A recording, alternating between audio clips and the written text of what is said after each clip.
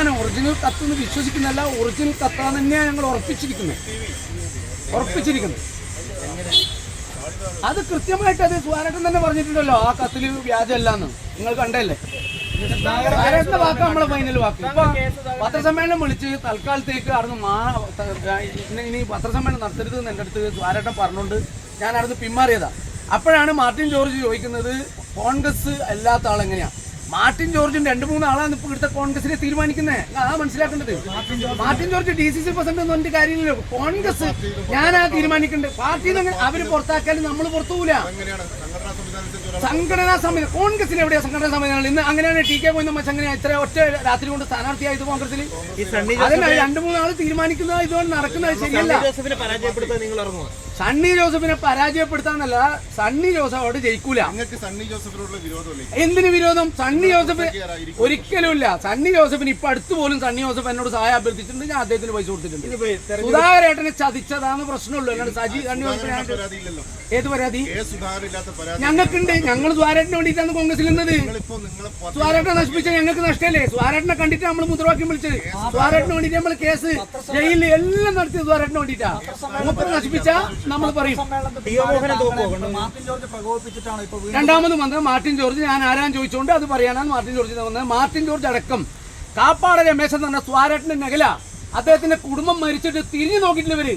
സുധാരേട്ടൻ പലവട്ടം ഇവരോട് പറഞ്ഞിട്ടുണ്ടായിരുന്നു. പക്ഷെ അവസാനം ഞാൻ അതിന്റെ ചെയർമാൻ എന്നിട്ട് ആ വീട് പൂർത്തിയാക്കിയത്. ആ പരിപാടി പോലും ഈ സണ്ണി പങ്കെടുത്തിട്ടില്ല.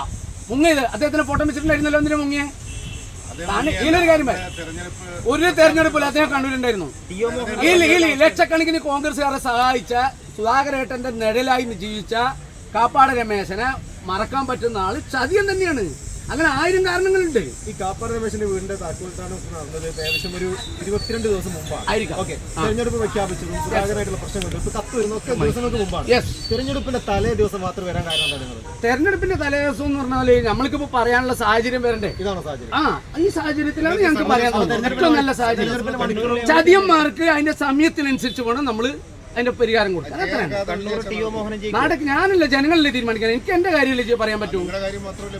അതേ ജനങ്ങൾ തന്നെ. ഞങ്ങള് സുധാരേട്ടനൊക്കെ നിൽക്കുന്ന ഒരുപാട് കോൺഗ്രസ്സുകാരുണ്ട്. ഞാൻ കോൺഗ്രസ് ആക്കിയ ആൾക്കാരുണ്ട്.